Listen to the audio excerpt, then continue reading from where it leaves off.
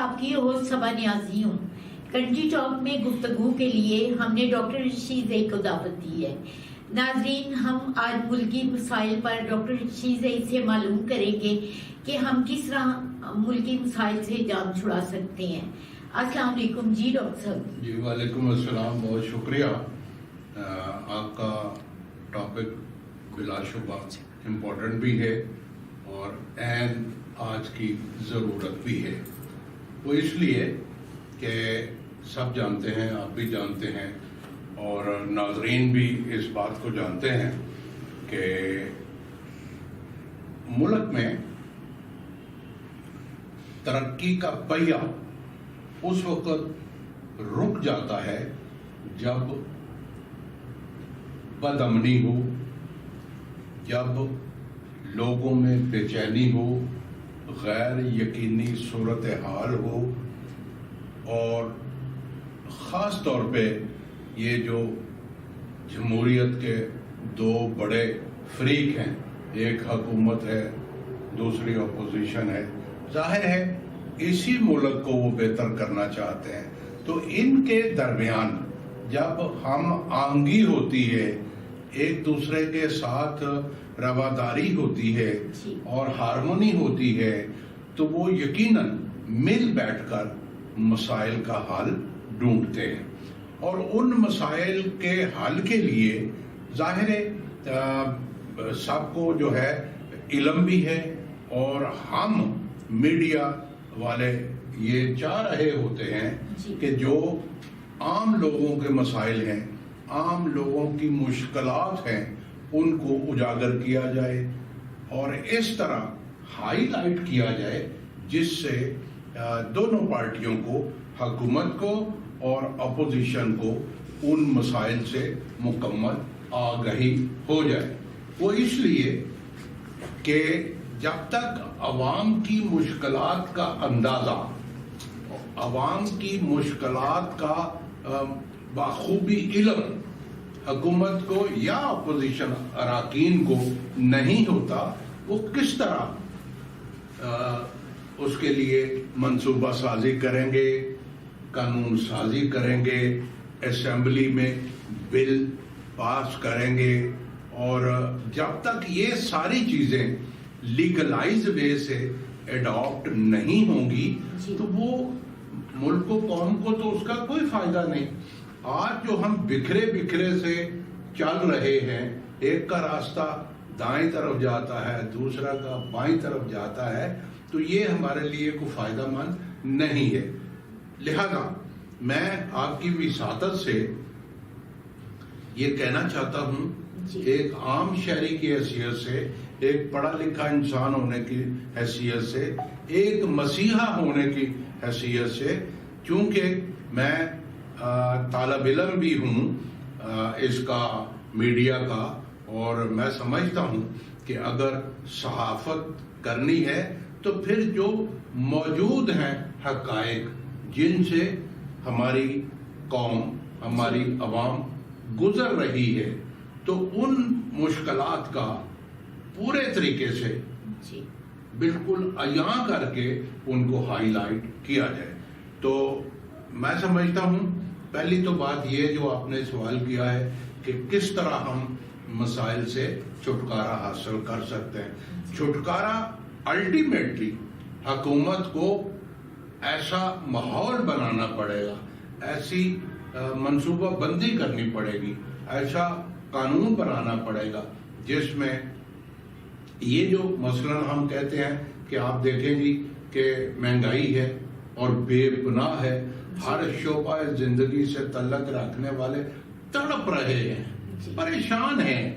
وہ اس لیے پریشان ہیں کہ مہنگائی کے مقابلے میں جو ان کی روزمرہ کی یا کوئی ایک خاص وقت کے لیے آمدن ہے وہ تو محدود ہے، اور مہنگائی جو ہے وہ آسمان کو باتیں کر رہی ہے۔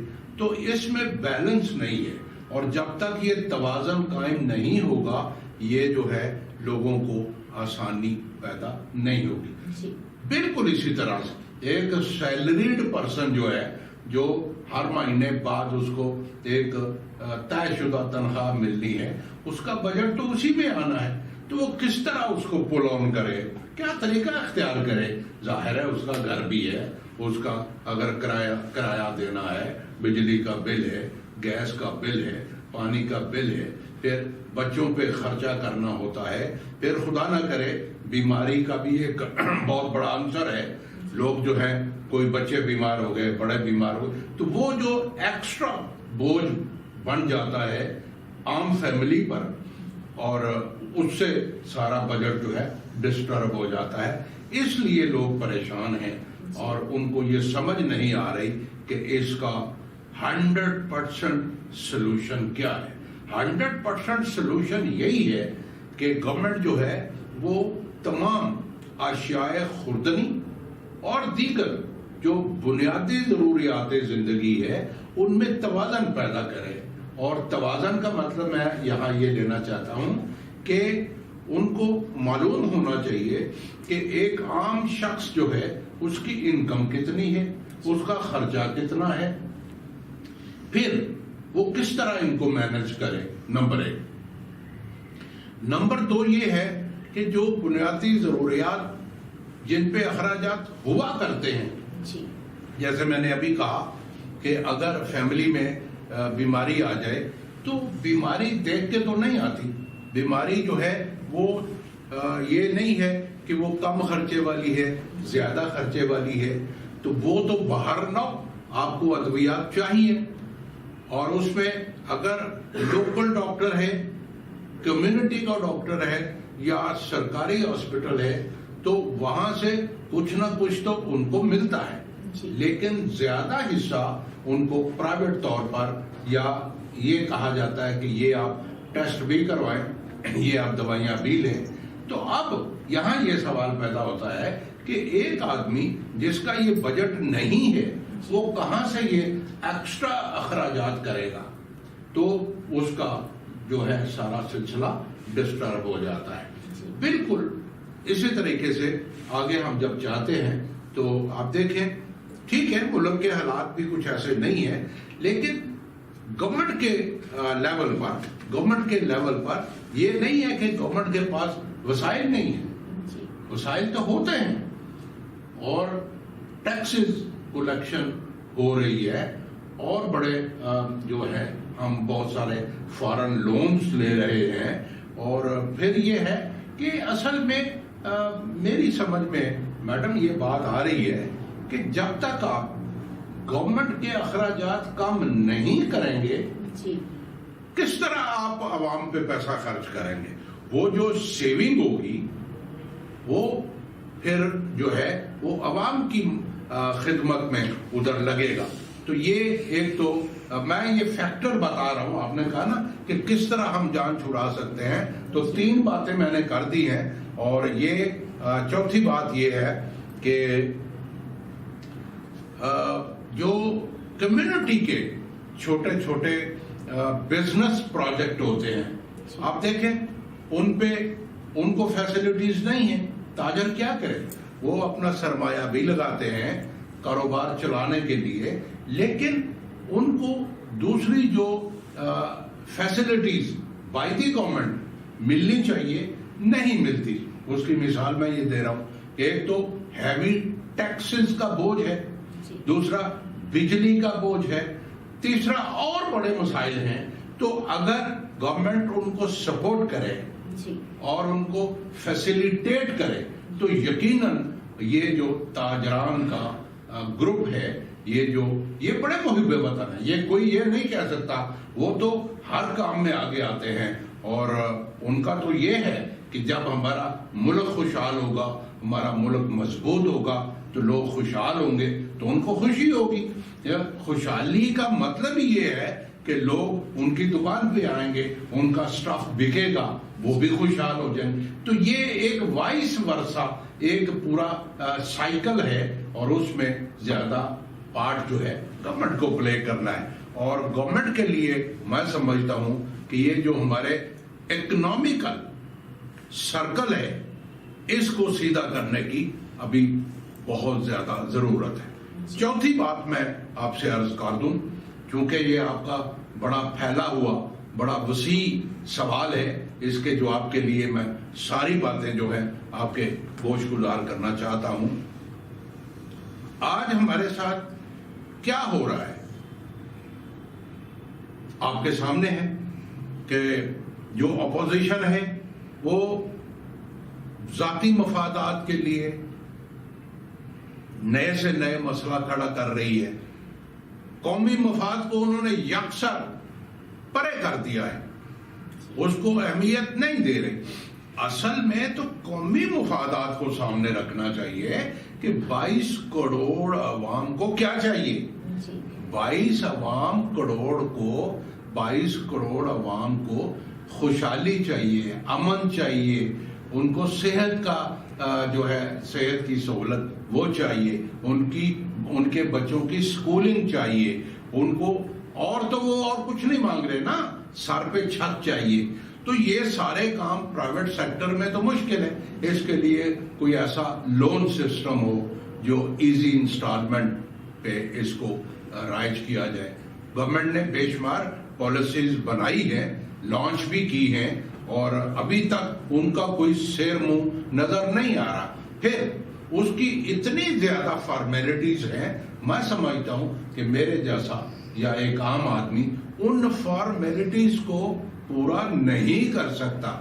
میں یہاں یہ کہنا چاہتا ہوں, اگر اس پروسیجر کو, ان فارمیلٹیز کو اگر اور آپ ایزی بنائیں, ایکسیسیبل بنائیں, تاکہ لوگ جو ہیں اس میں زیادہ سے زیادہ استفادہ کریں.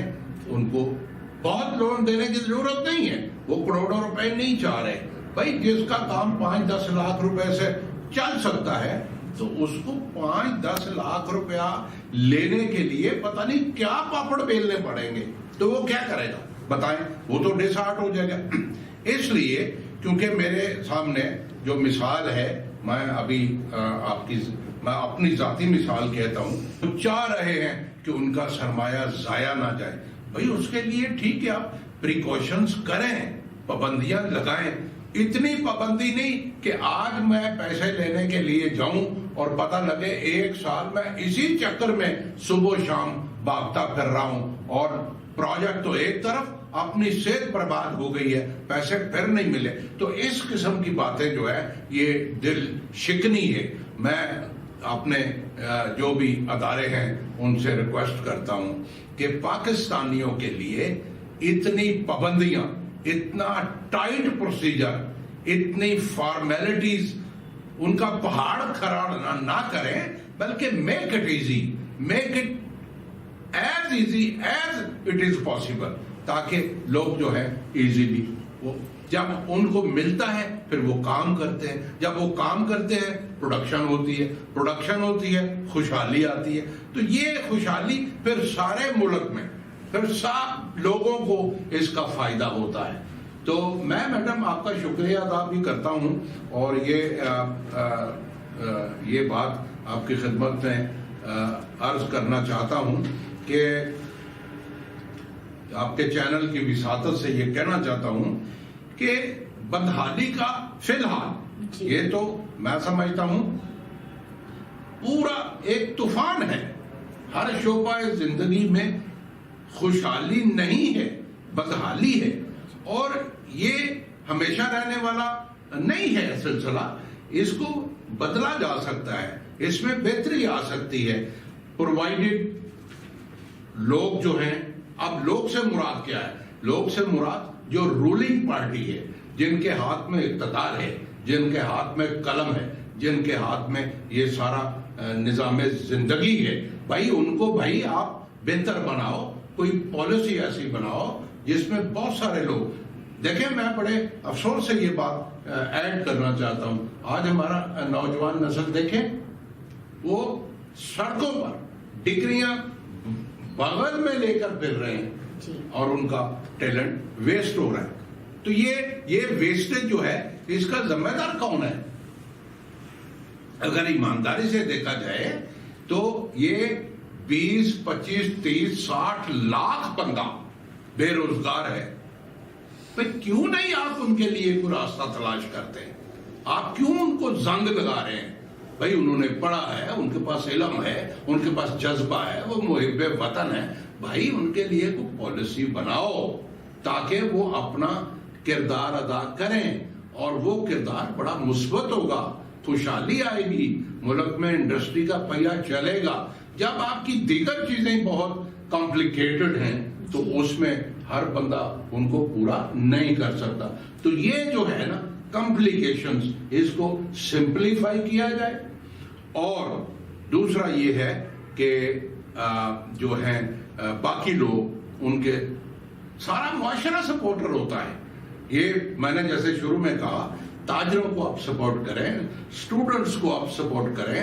یہ جو آپ کے اس وقت بے روزگار طبقہ ہے اور ڈے بائی ڈے بڑھ رہا ہے, اس میں اضافہ ہو رہا ہے, اس کو آپ سٹریم لائن کریں, اس کے لیے کوئی اچھی پریکٹیکیبل کوئی پالیسی بنا کے اس کو روشناس کرائیں. پھر اس کے علاوہ میں یہ سمجھتا ہوں, آپ دیکھیں پینشنرز ہیں جنہوں نے سال ہا سال پوری زندگی اپنی گورنمنٹ کو دے دی, عوام کی خدمت کی, جب وہ ریٹائر ہو گئے ہیں تو ایک چھوٹی سی رقم جو ہے ان کو بطور پینشن کے دی جاتی ہے, اور اس میں خدا رہا, یہ میں گورنمنٹ سے کہہ رہا ہوں بھئی اس میں گزارا نہیں ہو رہا, بھائی مشکل ہے. تو اس پہ آپ غور کریں, تھوڑا اس کو اور تھوڑا جو انکریز کریں.